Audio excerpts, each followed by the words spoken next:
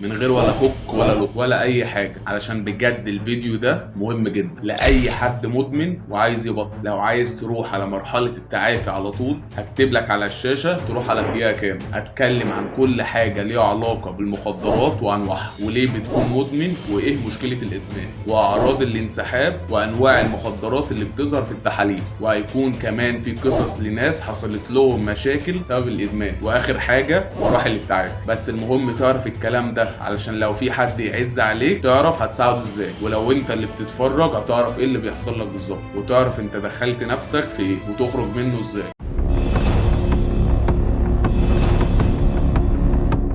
صلى على النبي عليه افضل الصلاه والسلام. ونبدا بايه هي المخدرات. المخدرات بكل بساطه هي مواد طبيعيه او مصنعه بتدخل جسمك، بتغير وبتاثر على المخ والجهاز العصبي، وبتخليك تحس بشعور مؤقت زي الانبساط او النرفزه، والاغلب بيكون الهروب من الواقع. بس بتكون الحقيقه انت بتزود الطين بله من غير ما تكون واعي انت بتعمل ايه. وندخل على انواع المخدرات. في مخدرات طبيعيه زي الحشيش والمرجوانه اللي هو البنج، وورق الخشاش اللي هو الافيون، والخمور والكحوليات. وفي مخدرات صناعيه زي الشابو والاستروكس والفودو والبودر والترامادول وبرشام المخدرات عموما. وفي مخدرات نصف صناعيه، يعني مواد طبيعيه اتغيرت واتحولت زي الهيروين والكوكايين.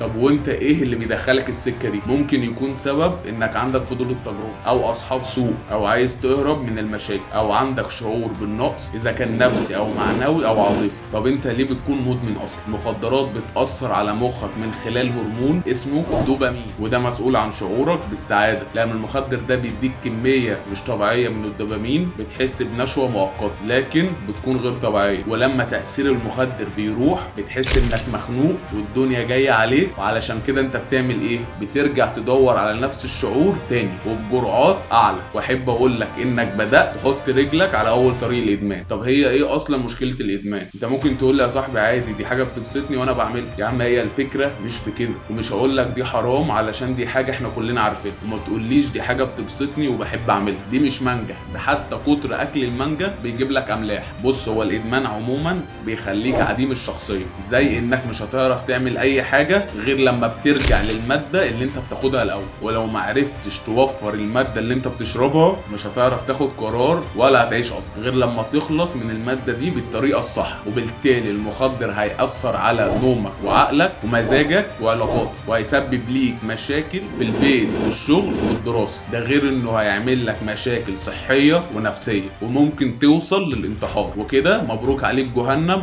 للابد. خلي بالك ان المخدرات مش لعبه او حاجه ممكن تقدر تتحكم فيها بسهوله. لو قربت منها او جربتها مره واحده بس ممكن تلاقي نفسك جوه حفره كبيره ومش هتعرف تطلع منها. طب خلينا نعرف ايه هو نوع كل مخدر وتاثيره عليك. نبدا برقم واحد، الحشيش، لانه الاشهر والمفروض ان هو اقل ضرر. بس انا بتكلم عن الحشيش اللي مش عامل فيها حشيش واللي طالع اليومين دول، لان اللي طالع اليومين دول مليان كتامين وحاجات تانية كتير. بص، هو الحشيش مش نبات وخلاص، دي ماده بتلعب في دماغك واعصابك وبتبهدلك وانت مش واخد بالك. مصدر الحشيش بيجي من نبات اسمه الكومب الهندي، وبيستخرجوا منه ماده اسمها THC، ودي اللي بتخليك تفصل وبتحس انك على المريخ. بس هي في الحقيقه بتفصل عقلك عن وعيك. في الاول بتحس بضحك وراحه ودماغ خفيفه، وبتبتدي تحس بعد شويه نسيان وتشتت وبطء في التفكير وخمول، وممكن كمان يحصل لك هلوسه سمعيه وبصريه. والمصيبه ان جسمك لما يتعود عليه ما بيبقاش كفايه، فبتدور ساعتها على جرعه زياده او نوع تاني اوسخ منه. طب هو الحشيش بيعمل ادمان؟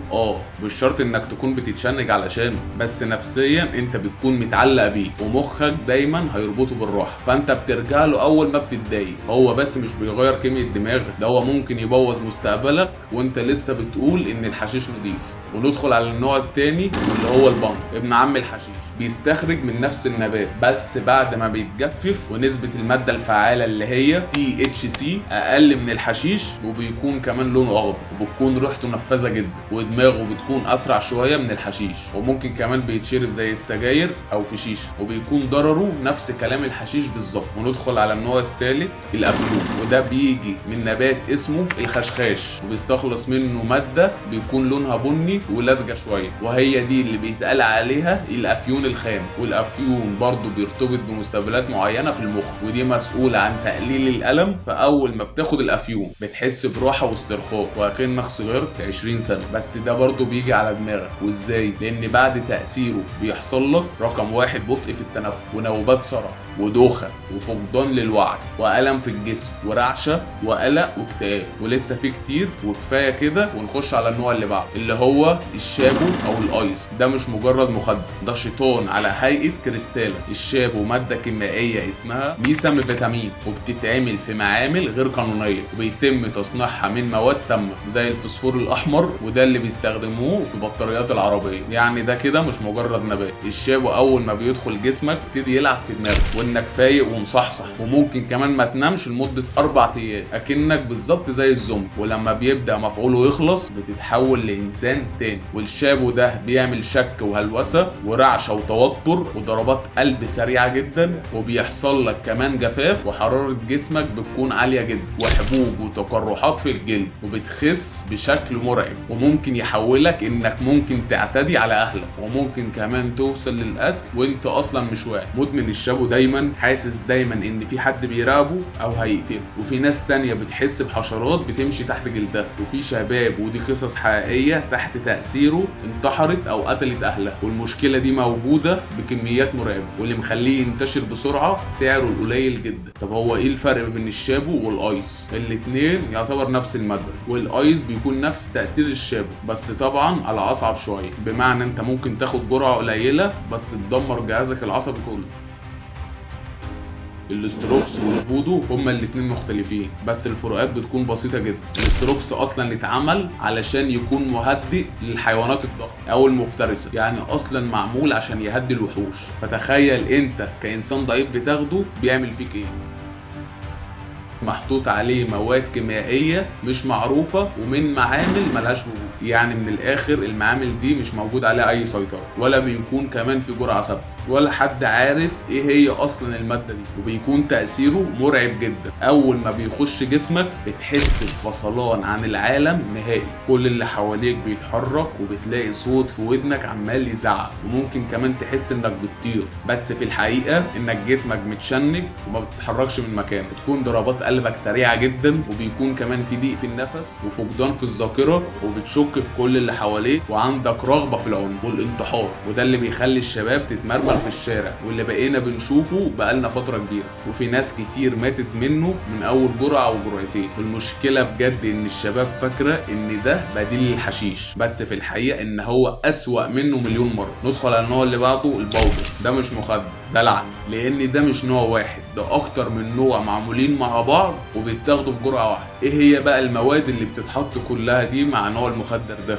بيكون في ترامادول، على كيتامين، على كوكايين، على مسكنات حيوانات. حرفيا بيدخلوا جسمك جميع انواع السموم، وبيتباع على انه مخدر جديد، لكنه في الحقيقه بوابه للموت السريع. لان ده من اول شم او حقن او سيجاره بتلاقي جسمك بيتنفض ومخك مش ثابت، بتحس في الاول بقوه غريبه، وبعدها ما بتقدرش تتحرك حرفيا، ومع الوقت ما بتكونش واعي لاي حاجه، وممكن توصل انك تضرب اقرب الناس ليك، وبتشك كمان في كل الناس، وممكن يجيلك تفكير بالانتحار او تقتل اي حد. طب هو ليه خطير جدا كده؟ لان ده كده يعتبر مجهول المصدر. يعني كل الانواع اللي انا قلت لك عليها مش محطوطه بجرعات ثابته، كل جرعه بتكون مختلفه عن الثانيه، وبيسبب ادمان من اول استخدام. ندخل على اللي بعده، الهيروين. بيجي من نبات الافيون، بس بيتعالج وبيتحول لواحد لاخطر المواد المخدره. شكله بيكون بودره لونها ابيض او بيج او بني، ممكن يتاخد شم او بودره او تدخين. اول احساس بيجي لك بعد التعاطي بتحس براحه في ساعتها، ودماغك بتهدى خالص، والدنيا ساعتها بتكون ورد. طب ده بيكون ايه تاثيره على الجسم؟ ده بيبطئ كل حاجه في جسمك، النفس وضربات القلب، المعده والكبد والكلى، جهازك العصبي بيبدا ينهار، فرصه العدوى بفيروس سي او الايدز بتزيد، والشرايين كمان بتبدا تتسد. والهيروين ممكن يعملك مدمن من اول جرعه. ونروح بعد كده للكوكايين. ده مخدر بيجي من نبات اسمه الكوكا، وبيتحول لمسحوق ابيض شبه سكر البودر، وبيتاخد غالبا عن طريق الشم، بس ممكن برضو يتاخد حقن او حاجات تانية زي الهيروين. يعني ده كده ممكن يوصلك لطريق الانتحار بسرعه. اول تاثير ليه بعد اول شمه بتحس انك طاير وواثق من نفسك، ودماغك شغاله بسرعه خرافيه، ومفيش ولا خوف ولا الم ولا نوم. بس الحقيقه كل ده بيقعد معاك حوالي 10 دقايق. تحتاج تعلي الجرعه علشان تدخل في نفس الدوامه تاني، وتاثيره بيكون نفس تاثير الهيروين على الجسم، بس ده كمان ممكن يسبب لك جلطه او ازمه قلبيه حتى لو كان عمرك 20 سنه. وبعد كده ندخل على الخمور والكحوليات. ببساطه اي مشروب فيه ايثانول، دي ماده بتشغل المخدر على حسب نسبتها. اشهر الانواع البيره نسبتها بتكون من 3 ل 6%، النبيت حوالي 12%، الويسكي والفودكا من 35 ل 50%. طب ايه تاثير الكحول على الجسم؟ بتحس براحه مؤقته وضحك ونشوه وثقه زايد، بتفتكر ساعتها انك فايق ورايق، لكن الحقيقه اللي بتحصل جهازك العصبي والمخ بيتعطل، وبيكون عندك كمان ضعف في التركيز والذاكره وبطء في ردود الفعل. علشان كده ممنوع دوليا السواقه بعد الشرب، ولو طولت في الشرب بيجي لك تليف كبد وقرحه في المعده، وبيكون عندك ضغط دم عالي، وممكن كمان يعمل لك تسمم، ووارد جدا انك تموت. طب ليه الادمان بيبدا من اول كاس؟ لان الكحول بيرفع الدوبامين والسيروتونين وبعدها بينزلوا جامد جدا، فبتحتاج تعوض بكاس تاني وتالت، ولما مخك يتعود مفيش حاجه بتبسطك غيره. ونروح بعد كده على البرشام واشهر انواعه، الترامادول والتامول والترامانول وغيرهم كتير. كلهم بيكونوا مسكنات قويه جدا للقلق، تبع عيله اسمها الافيونات الصناعيه، كانت معموله اصلا لمريض السرطان او العمليات الكبيره، لكن لما نزل الشارع اتحول لمخدر مدمر. لما بتاخد البرشامه بتحس بارتياح والالم بيروح، وبتحس انك بقيت حديد، لكن الحقيقه مجرد تخدير مؤقت للجهاز العصبي. وكل مره بتاخده وبعد ما مفعوله بيخلص جسمك بيكون متكسر، وبتحتاج تاخد جرعه اعلى، وبعد كام اسبوع خلاص انت كده بقيت مدمن برشام، وهتوصل لدرجه انك ما تعرفش تمشي من غيره. تعال بقى اقول لك خلاصه الكلام ده كله. يعتبر كلهم شبه بعض في اعراض الانسحاب، توتر وارق وفقدان في الشهيه واسهال ورعشه واكتئاب وقله نوم وافكار انتحاريه وتشنجات ووجع رهيب في الجسم وانهيار نفسي ورغبه شديده في التعاطي. يعني موت يا عم الحاج. طب تعالى نعرف انواع المخدرات اللي بتظهر في التحاليل. هيكون اول تحليل معانا تحليل البول، الحشيش والبانجو، الافيون والشابو، الايس والبودر، الهايدرو والهيروين والبرشام والكوكايين، كل دول بيظهروا في تحليل البول. اما تحليل الدم الخمور والكحوليات والكوكايين والشابو والايس. لكن في نوع بيظهر في التحليل بصعوبه زي الاستروكس والفودو، بسبب ان هو من اصعب انواع المخدرات في الكشف عنه، وده بيكون بسبب تركيبهم الكيميائي بيتغير بشكل مستمر. لكن رغم كده بيظهروا في تحليل الدم في بعض الاحيان، لكن برضه مش دايما. وعلشان يظهروا في تحليل البول لازم يكون في تحليل متخصص، ودي اسمائهم اللي هتظهر دلوقتي عنده. لان تحليل البول التقليدي ما بيكونش ظاهر فيه كل انواع المخدرات. يعني ممكن يكون حد بيشرب استروكس او فودو ويتعمل له تحليل ويظهر ان هو ما بيشربش حاجه. علشان كده التحاليل دي بتكون مهمه. عموما المخدرات بتخليك مش واعي، يعني ممكن ترتكب اي جريمه وانت مش هنا، وفي امثال كتير على كده زي سفاح التجمع في يوم 16 مايو 2024. الناس لقوا جثة ست مرمية على الطريق في بورسعيد، وبعد التحريات عرفوا ان هي كانت مع شاب في شقته في القطامية، وكانوا بيتعاطوا مخدرات سوا، وكانت النتيجة جريمة قتل. وكان الشاب ده بيعيد نفس السيناريو كل مرة، كان بيجيب الضحية ويقعدوا يشربوا مخدرات مع بعض زي الشابو، وبعد كده بيقتلها، وبكل دم بارد بيصور الجريمة بنفسه. الموضوع مش واقف على كده، في كمان حد في الاسماعيليه شاب في الجامعه قتل ابوه بعد ما خد الشابو، وفي الشرقيه في برضه شاب قتل بنت صغيره وسرق تليفون، وفي سوهاج في شاب حرق نفسه علشان المخدر اللي كان بيشربه خلاه يسمع صوت يقول له اعمل كده، وكل ده كان بسبب المخدرات. ده غير قصص ناس تانية كتير. وفي تجربه اتعملت في سجن امريكي، والضابط اللي كان مشرف على التجربه دي اسمه بيرت كينج، وعمل ملف اسمه فيسز اوف ميث، وده كان عباره عن بيجمع صور لشباب وبنات كانوا بيتعاطوا مخدرات لمده 9 ايام وايه اللي حصل لهم. يعني في صوره لبنت عندها 20 سنه، وبعد 9 ايام من التعاطي المستمر البنت حرفيا بقت جلد على عظم، وعينيها منفخه ووشها مشدود واسنانها وقعت. فتخيل انت او انت بتدمر جسمك داخليا وخارجيا، ده غير علاقتك بربنا. ووارد جدا تموت وانت لسه مدمن. ممكن يجي في دماغك وانت بتتفرج عليا دلوقتي، طب انا عايز ابطل بس مش عارف ازاي، او كل ما بطل برجع تاني، ولما برجع اكتر من الاول. بص يا صديقي، انا فاهمك كويس جدا وعارف الموضوع صعب قد ايه، وفعلا ممكن تكون عايز تبطل ومش عارف تبدأ ازاي ومنين. هقول لك تعمل ايه بالظبط خطوة بخطوة. أول حاجة، الدنيا هتوضح قدامك لما تعرف الأسباب. خلينا نبدأ برقم واحد، الإرادة مش الحل السحري. أيوة زي ما سمعت كده بالظبط، الإرادة لوحدها مش كفاية علشان تبطل. أنا عارف أنت ممكن تكون سمعت كتير إنك لازم يكون عندك إرادة وتشد على نفسك علشان تطلع من المشكلة دي، بس فكر فيها كده، الإرادة دي عاملة زي بنزين العربية، هتمشي يوم والتاني والتالت، لكن هيجي وقت والبنزين هيخلص وترجع يحصل لك انتكاسه وترجع لنفس العاده. والمصيبه هنا انك بتبتدي تيأس وان المشكله فيك انت، بس الحقيقه المشكله مش فيك خالص، المشكله انك بتعتمد على الاراده بس. الاراده يا صاحبي محتاجه خطه طويله وتدريب كمان. وبدل ما تعتمد على الاراده لوحدها، عايزك تمسك ورقه وقلم دلوقتي او افتح النوتس اللي على التليفون وابدا اكتب الاسباب الحقيقيه اللي انت عايز تبطل علشان وقف. اكتب الاسباب وارجع تاني نكمل. المفروض كده دلوقتي كتبت اسبابك. انت لما تعرف الاسباب الحقيقيه اللي جواك هتقدر تشتغل عليها وتقويها علشان تديك طاقه اكبر تمشيك في خطه حقيقيه للتعافي، وده البنزين الحقيقي اللي هنتكلم عنه دلوقتي. بس خد بالك، لو اسبابك دي خارجيه او مؤقته يبقى ملهاش لازمه. يعني لو واحد عايز يبطل علشان خطيبته او ابوها يشتروا له عربيه او عشان خاطر اي حاجه تانية، ده مش سبب حقيقي، وفي الحاله دي هترجع تنتكس تاني. والاسباب اللي بتكتبها لازم تكون مهمه جدا، انها تكون اسبابك انت وليك انت، مش عشان ترضي حد تاني. ندخل في رقم 2، عقلية التعافي. خلينا نتكلم عن العقلية دي لان هي دي السر الحقيقي. الفكرة مش انك تقول انك عايز تبطل، الاهم انك تكون مقتنع انك قادر تبطل، ودي فعلا من اصعب الحاجات اللي هتعدي عليه. اللي بيتعافى بيكون عنده طاقة وإرادة في الاول عشان يتعافى، بس في نفس الوقت عقليته مش بتخدمه، وبيكون من ضمن القناعات اللي في دماغه انا هجرب ابطل، وبيحس ان هو محروم من حاجة كبيرة، او هحاول ابطل. ومعظم الوقت الطرق دي مش بتنجح، ولازم تكون مقتنع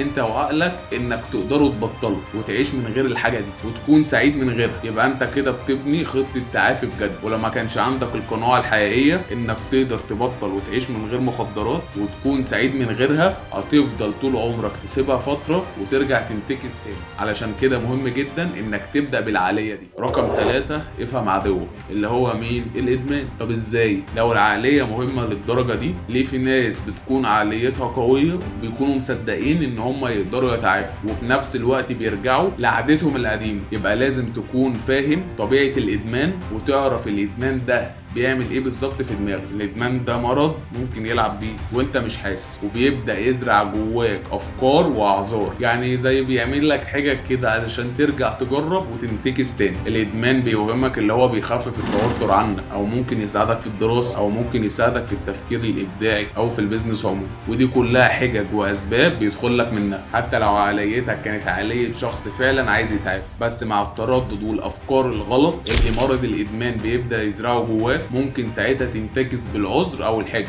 وانت مش واخد بالك. وندخل على رقم 4، تكون حاطط خطه لنفسك، انا مش هبطل وخلاص. ولازم تقعد مع نفسك وتتكلم معاها وايه اللي وصلك للنقطه دي، وبنسبه كبيره جدا انت عارف السبب وعارف كمان حله. لان كل واحد مننا مثلا بيحصل له مشكله، والمثال ده بينطبق على اي حاجه تانية. مثلا انا حصل لي مشكله كبيره، او في حد مات كنت اعرفه، او كنت قاعد مع شله وجربت، او مش لاقي شغل. ايا كان السبب ايه، هتلاقي واحد عنده نفس المشكله دي وطلع منها، ومن غير ما يكون مدمن ولا بيتعاطى اي نوع مخدرات. ولازم يكون عندك خطه حقيقيه وازاي تطلع من الادمان ده، وكل واحد ليه خطه مختلفه عن التاني، لان كل واحد عنده ظروفه الخاصه. علشان كده بقول لك خطه مفصله ليك انت وعلى حسب ظروفك انت. لما بتبدا تتعافى هيكون عندك فكره انك خلاص مسكت الطريق الصح وعندك العقليه الصح، بس بيجي في بالك بتسيب محفزات كتير واصدقاء وحاجات بتعملها بتبسطك، وكل ده بيضغط عليك وبيفكرك من غير ما تحس في عقلك الباطن، وانك ترجع تنتكس تاني بسبب الضغوطات والحاجات اللي حواليك. هديك مثال يا صديقي، حد مثلا كانت مشكلته الكحول،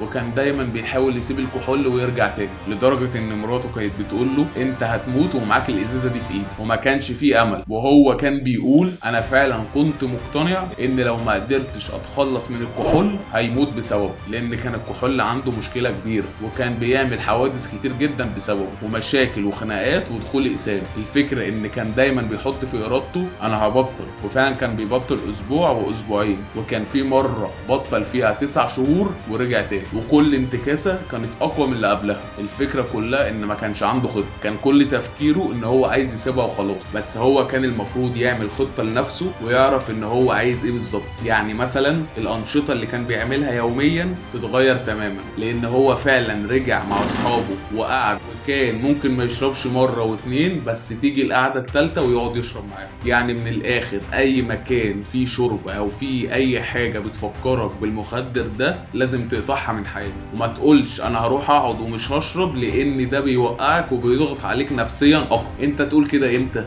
لما تكون مبطل سنه على الاقل وعرفت تتحكم في نفسك، وساعتها ترجع تعمل اللي انت عايزه، وتقريبا مش هترجع تقعد معاهم تاني لو فضلوا على نفس الحال. وندخل على رقم 5، التضحيه الحقيقيه، مش كلام وخلاص. بعد ما تحط الخطه لازم تاخد اكشن عليها. بمعنى انت لو في حد قريب منك جدا وحد متربي معاه ويعتبر حد هو كويس جدا ونضيف، بس في نفس الوقت هو عنده مشكله الشرب وانت عايز تبطل، لازم وحتما انك تاخد القرار. ولو هو عايز يجي معاك في نفس الطريق وتبطلوا مع بعض تمام، لكن ما تحطش الصحوبيه والمعزه في موضوع ليه علاقه بربنا وصحته. انا عارف الموضوع صعب، وده كده التمام. ليه الناس بتقول ان الخروج من الادمان صعب؟ هم عامه 3 حاجات. اول حاجه التضحيه اللي انا كنت لسه قايل لك عليها دلوقتي. تاني حاجه مزاجك مش هيكون رايق اول فتره. تالت حاجه هتحس ان في حاجه ناقصاك. ندخل على رقم 6، الاصرار والانضباط. الخطه اللي انت بنيتها لازم تطبقها، وهتلاقي يومك كله بيتغير. يعني مثلا لو كنت بتروح مكان معين الصبح بيفكرك بمكان الشرب، تلغي المكان ده من حياتك ومن يومك كله. لازم تغير يومك كله علشان ما تحسش ان في حاجه ضغط عليك. اول حاجه لازم تعملها تنام كويس وتقرب من ربنا، وتحاول تلعب رياضه انت بتحبها، ويكون في يومك اكل صحي. والنقطه دي مهمه جدا وده مش عيب،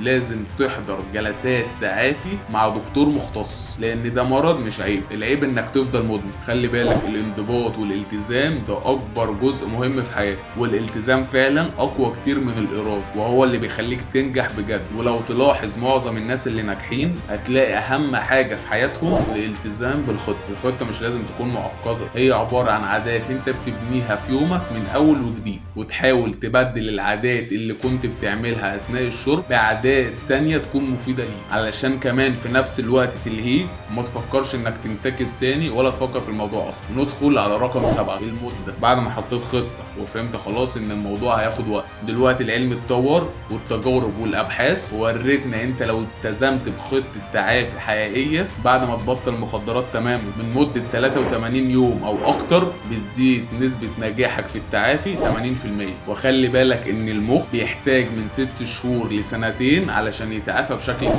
انت بقى الشيطان هيقول لك انا لسه هقعد سنتين مبطل. هي مش كده، هي الفكره كلها انت بتبتدي تحس بنتيجه من تاني شهر. ساعتها هتشوف النتيجه انك اتعافيت، هتلاقي صحتك بقت احسن، ومن الشهر الثالث بيبتدي مودك يستقر على النظام الجديد. والشهر الرابع والخامس دول من احسن الشهور رحله التعافي، لان هنا انت بتبتدي تكون فخور بنفسك ان عدى 4 أو 5 شهور عليك وانت متحكم في نفسك من غير ادمان. وندخل على رقم 8، خلي ربنا يحبك. ازاي اخلي ربنا يحبني؟ انت عارف مفروض تعمل ايه كويس جدا. وفي كمان حاجة تانية تعرف منها ازاي تخلي ربنا يحبك. اكتب كده في شريط البحث بتاع جوجل ان الله يحبك، وقبل ما تدوس بحث او انتر شوف ايه اللي هيطلع. وعايزك تستعين بالله لان هو مصدر الارادة الحقيقي.